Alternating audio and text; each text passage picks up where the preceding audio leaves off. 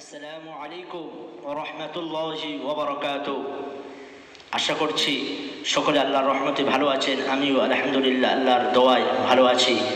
আজকে একটি আমল নিয়ে আপনাদের সামনে আসলাম, যে কঠিন বিপদের মধ্যে পড়ে আল্লাহর গাইবী সাহায্য পাওয়ার জন্য যে আমল, স্বয়ং বিশ্ব নবী মুহাম্মদ রাসূলুল্লাহ সাল্লাল্লাহু আলাইহি সাল্লাম যে আমলটা বলে দিয়েছেন আমাদেরকে, তো সেই আমলটা আপনাদের সামনে নিয়ে এসেছি। সেই আমলটা বলার আগে আপনাদের একটি কথা বলা দরকার।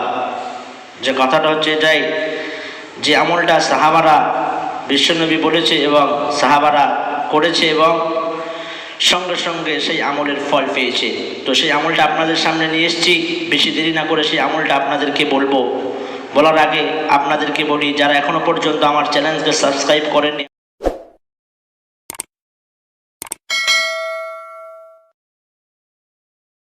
আমার চ্যানেলকে সাবস্ক্রাইব করে দেন এবং এই ভিডিওটা কেমন লাগলো কমেন্ট করে একটি লাইক করে আমাদেরকে জানাবেন, এবং এই ভিডিওটা সমস্ত ভাইয়ের কাছে পৌঁছে যাবে, শেয়ার করে দেবে, যারা তাতে করে তারা এই আমলটা করতে পারে।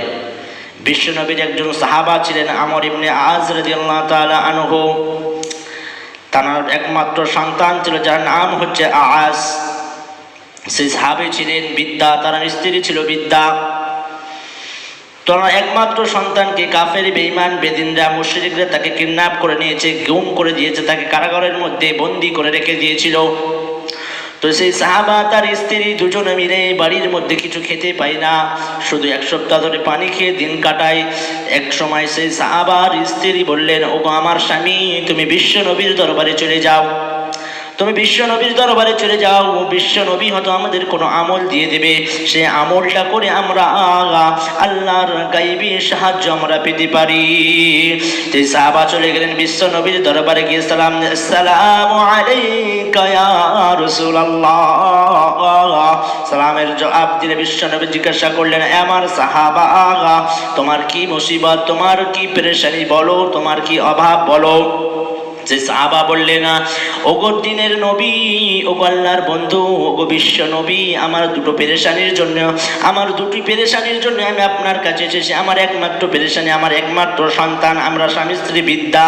আমার সন্তানকে আজ এক সপ্তাহ ধরে কাফের বেঈমান বেদিনেরা মুশরিকরা তাকে জেলখানায় কয়েদি করে রেখেছে, তার কোনো খোঁজ নাই, তাকে ছাড়ে না। আমার 2 নম্বর পেরেশানি হচ্ছে, আমার সন্তান ছাড়া আমাদের কেউ উপার্জন করার বাড়িতে না আইয়া, তো আমরা আজ এক সপ্তাহ ধরে পানি খেয়ে শুধু দিন কাটাচ্ছি, এই মুসিবতের মধ্যে আমরা আছি।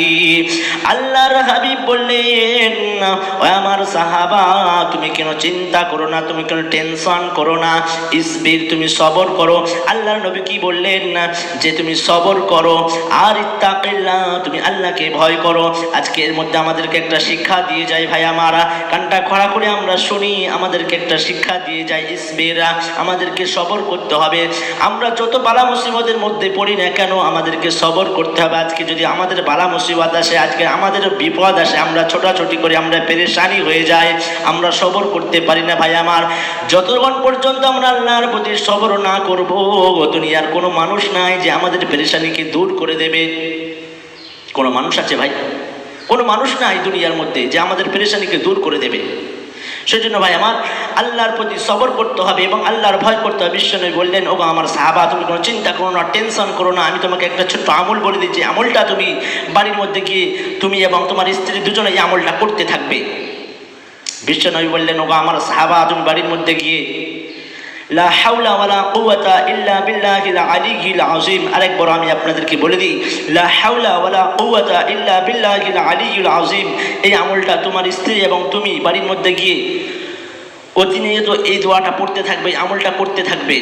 তো যে সাহাবা বাড়ির মধ্যে চলে গেলেন, চলে যাওয়ার পরে তার স্বামী এবং স্ত্রী দুজনে মিলে আমলটা শুরু করে দিলেন।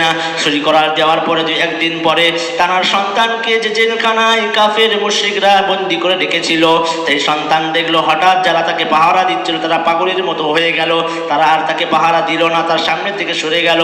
সেই সন্তান হাতে রশিটা হঠাৎ করে টান দিয়ে দিল, টান দিয়ে দেওয়ার পরে তার হাতের রশি খুলে গেল, পায়ের রশি অটোমেটিক খুলে গেল। সেই সন্তান সন্তান জেলখানায় থেকে বেরিয়ে হঠাৎ চিন্তায় পড়ে গেল যে আমি আজ এক সপ্তাহ বাড়ির মধ্যে নাই, আমার পিতামাতা কি খাচ্ছে, কেমন আছে, কেমন অবস্থায় আছে, তাদের জন্য কিছু খাদ্য নিয়ে যাওয়া দরকার। ভাই আমার, আমরা লক্ষ্য করি এর মধ্যে আমাদের একটা শিক্ষা লুকিয়ে আছে। এই শিক্ষা যে পিতা মাতার জন্য সন্তান মুসিবত থেকে বেরিয়ে, জেলখানা থেকে বেরিয়ে তাদের কথা ভাবে। আজকে দুনিয়ার মধ্যে আমাদের সন্তানরা তারা খাবার পচিয়ে ফেলে দেয়, খাবার নষ্ট করে, খাবার অন্যজনের দিয়ে যায়, পাশের বাড়ি দিয়ে দেয়, শ্বশুর বাড়ির লোকের দিয়ে দেয়, কিন্তু নিজ পিতা মাতা না খেয়ে মারা যাচ্ছে, তারা না খেয়ে বাড়ির মধ্যে আছে, তাদের খবর রাখে না, তাদেরকে খাবার দেয় না। আজ এমনও সন্তান দুনিয়ার মধ্যে আছে ভাই। আজকে আমরা যে সন্তানরা এই ভিডিও দেখছি, আমরা একবার ভাবি যে আমরা ছোটবেলায় কেমন ছিলাম, আজকে আমাদেরও সন্তান হয়েছে, আমাদের সন্তান সন্ততি আছে, তাদের কোলে নিয়ে একবার চোখটা মুজিয়ে ভাবি যে আমাদের সন্তানের জন্য আমরা কত কষ্ট করছি। তাদের পেট ভরা থাকলেও তাদের গালে আমরা খালি খানা তুলে দিচ্ছি, তাদের খাবার দিচ্ছি, তাদের কোনো কষ্ট হলে আমরা ছুটে যাচ্ছি, তাদের শরীর খারাপ ডাক্তারখানায় নিয়ে যাচ্ছি। এই কথাটা ভাবি, আমরাও এক সময় ছোট ছিলাম ভাই আমার, যে আজকে পিতামাতা বৃদ্ধা হয়ে গেছে, তাদেরকে বৃদ্ধ আশ্রমে দিয়ে আসবো কেন, তাদেরকে দেখবো না, তাদেরকে উঁচু মেজাজে কথা বলবো না ভাই আমার। সেই পিতামাতা আমাদের জন্য এখন যতটুকু আমরা করছি আমাদের সন্তানকে নিয়ে, তারাও আমাদেরকে নিয়ে এক সময় ওইভাবে করেছিল, ভেবেছিল, আমাদের আদর করেছিল। তারা মুখ ফুটে বলতে পারেনি, আমরা মুখ ফুটে এক সময় বলতে পারিনি। আমাদের সন্তান যেমন খিদে পেলে বলতে পারে না, তাদেরকে আমরা খাইয়ে দিই। তাদের রোগ হলে তারা বলতে পারে না, তাদেরকে আমরা ডাক্তারখানায় নিয়ে যাই।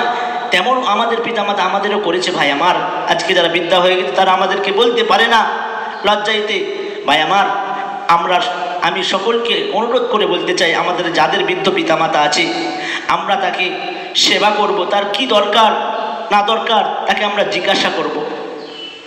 ভাই আমার, এই শিক্ষাটা আমাদের সকলের নেওয়া দরকার যে পিতামাতার খেয়াল রাখবো। পিতামাতা যদি আমাদের প্রতি রাজি হয়ে যায় তো আমাদের জান্নাত যাওয়ার একটাই কারণ যে আমরা মরতে পারিনি তাই জান্নাতে যেতে পারিনি।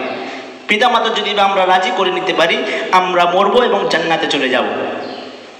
তো ভাই আমার, সেই সাহাবার সন্তান কি করলো, পাহাড়ের উপরে দিকে আসছে, আসার পরে দেখছে এক পাল বকরির দল সেখানে চড়ছে। এই দেখার পরে সে বলল, এই বকরির দল তোমরা চলো আমার বাড়িতে চলো। এই বলার পরে সেই বকরির দল সেই সাহাবার সন্তানের সঙ্গে তার বাড়িতে চলে গেল। চলে যাওয়ার পরে সেই সাহাবা জিজ্ঞাসা করছে, সন্তান ফিরে এসেছে, তাকে বুকে মিলিয়েছে, জিজ্ঞাসা করছে যে সন্তান এই বকরিগুলো কাদের? সেই সন্তান বলল, পিতা এই বকরিগুলো আমার সঙ্গে আমার বাড়িতে চলে এসছে। সে সাহাবা বললে, না না, এই বকরি আমরা খেতে পারবো না, আমরা খেতে পারবো না, কার কিনা আমরা না জেনে খেতে পারবো না। বিশ্ব নবীর দরবারে চলে গেলে না, ওগো বিশ্ব নবী, আপনি আমাকে আমল বলে দিয়েছিলেন, আমি আমল করেছি, আমার ছেলে ফিরে এসছে, তার সঙ্গে কিন্তু 4000 বকরি আমার বাড়িতে চলে এসছে। এই বলার পরে সঙ্গে সঙ্গে আল্লাহ রব্বুল আলামিন ওই সাহাবার প্রতি আল্লাহ রব্বুল আলামিন আয়াত নাযিল করে দিলেন, ওয়ামান ইয়াত্তাকিল্লাহা ইয়াজআল লাহু মাখরাজা। আয় আমার দোস্ত, হে আমার রাসূল, ওগো নবী, তুমি বলে দাও যে পেরেশানির মধ্যে থেকে আমার উপরে সবর করে, আমাকে ভয় করে, আমার উপরে ধৈর্য ধারণ করে থাকে, আজকে এই বকরির পাল তার জন্য খাওয়া হালাল হয়ে যাবে।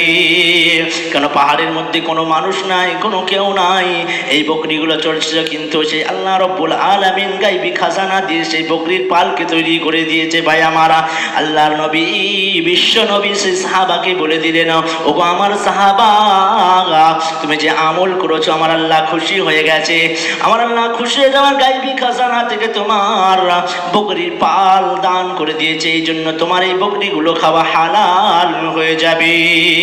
তো ভাই আমার, আজকে আমরা কি শিক্ষা নিতে পারলাম এই ঘটনার মধ্যে থেকে? যে কঠিন বিপদের মধ্যে পড়লেও আমরা যদি বা আল্লাহকে ভয় করি, আল্লাহর উপরে সাহায্য চাই আল্লাহর কাছে, আল্লাহ রব্বুল আলামিন নিশ্চয়ই আমাদেরকে সাহায্য করবে। সেই জন্য ভাই আমার, যে আমরা আল্লাহ রব্বুল আলামিন কাছে সাহায্য চাইবে এবং আল্লাহ রব্বুল আলামিনের কাছে আমরা দোয়া করবো যে আল্লাহ রব্বুল আলামিন আমাদেরকে সাহায্য করে। সেই জন্য ভাই আমার, আজকে আমরা এই ভিডিওটা সকলকে শেয়ার করে দেব এবং আমরা নিজেদের প্রতি আমল করবে এবং অপরকে আমল করার সুযোগ করে দেব। ওয়া আখিরু দাওয়ানা আলহামদুলিল্লাহি রাব্বিল আলামিন।